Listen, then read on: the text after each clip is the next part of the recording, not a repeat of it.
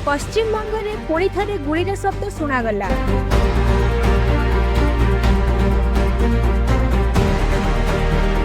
एवं एथर एही गुड़ी छिंडीगला जड़े अत्यंत गुरुत्वपूर्ण व्यक्ति जीवन।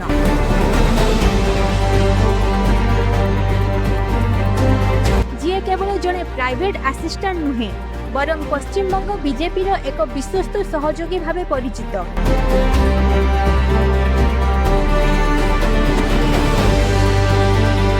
तांको नाम हेउची चंद्रनाथ रथ, जी पश्चिमबंग बीजेपी नेता शुभेन्दु अधिकारी सह दीर्घ समय धरी निकटतम भाव काम करुथिले एवं राजनैतिक कार्य में गुरुत्वपूर्ण भूमिका नेउथिले।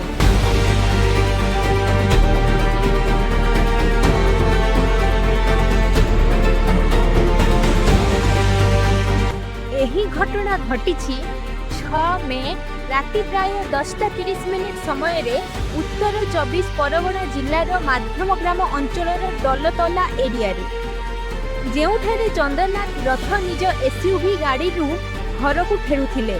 से समय रे रास्ता साधारण भाव में शांत थिला, कौनसी असामान्य परिस्थिति देखा जाउ नथिला। किंतु हठात एक छोट 4 चकिया गाड़ी आसी तांको एसयूवी गाड़ी को सम्मुख में अटकाई देइथिला। एहा परे गाड़ीर गति धीरे हेबा सहित पछरु 2टी बाइक आसीथिला, जहाँ पूर्वरु योजित भाव में लागुथिला। पुलिस तदंत अनुसार एही संपूर्ण घटना कौनसी जादुच्छिक घटना नुहे बरं पूर्व योजना थिबा एक आक्रमण थिला। बाइक रे थिबा आक्रमणकारी माने गाड़ी निकट को आसी हठात निकटरू गुली चलाइथिले। एही गुलिकांड में मोट 4टी गुली चलीथिला तथ्य मिली, जहाँ मध्यरु 3टी गुली सीधासलख चंद्रनाथ रथंक छाती एवं पेटरे लागिथिला। फलस्वरूप गाड़ी भितर हठात रक्तपात एवं आतंक सृष्टि होइथिला। ड्राइवर बुद्धदेव गाड़ी नियंत्रण करने को चेष्टा करथिले, किंतु से मध्य गुली रे गुरुतर भाव में आहत होइथिले। आक्रमणकारी माने केवल किछि सेकेंड मध्य संपूर्ण आक्रमण करी घटनास्थलरू फेरार हो जाइथिले। एही आक्रमण परे अंचल में भयंकर आतंक छिंडी जाइथिला एवं स्थानीय लोक माने तुरंत पुलिस को सूचना देइथिले।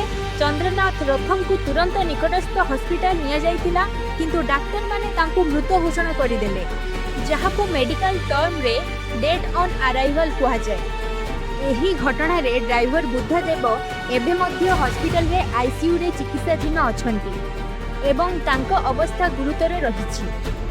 चंद्रनाथ रथ 41 वर्षीय पूर्वतन भारतीय वायुसेना अधिकारी थिले।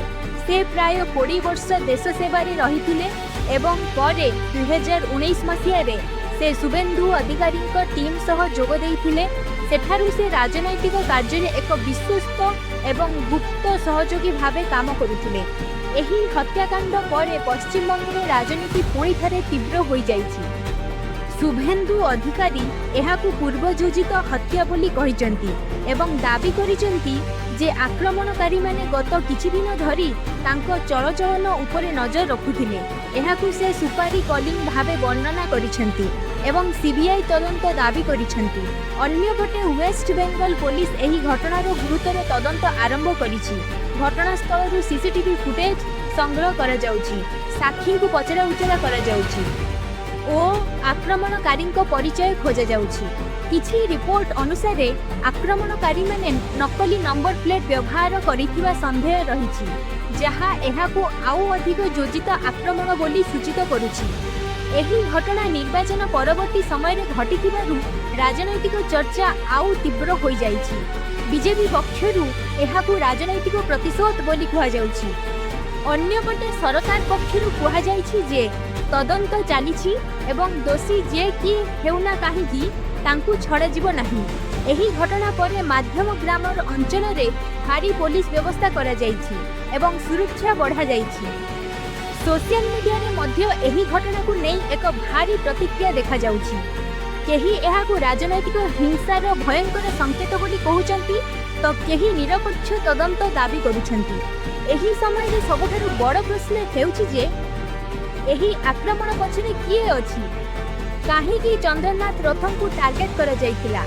एहा केवल एक अपराध कि नाकि एहा पछरे रहिछि आउ गभीर राजनैतिक षडयंत्र। एही समस्त प्रश्नर उत्तर एबे पुलिस तदंत देव, किंतु से पर्यंत पश्चिमबंगर परिस्थिति तंत्रित एवं समग्र राजनीति एही घटना को नहीं चर्चा रे रहिछि। आपण सुनछंती महाद्वार न्यूज, आम ओडिशा आम स्वर।